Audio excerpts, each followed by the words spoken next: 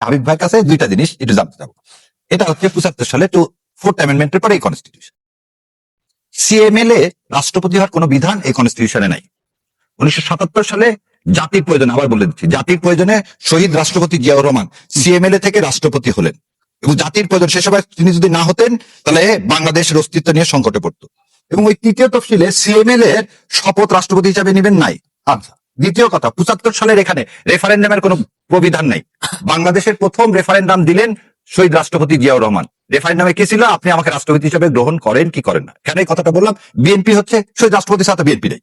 So তাহলে BNP প্রথম হচ্ছে তার জন্মই হলো এই সংবিধানের আউটসাইড থেকে। এবার আসে দ্বিতীয় জায়গায় আমি একটা ক্লিপ দেখাবো। এই ক্লিপটা দেখানোর পরে আমি আপনার এই সাইফারিয়া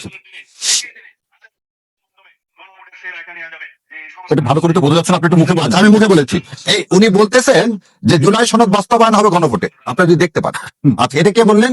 মাননীয় হাবিব ভাই বললেন যে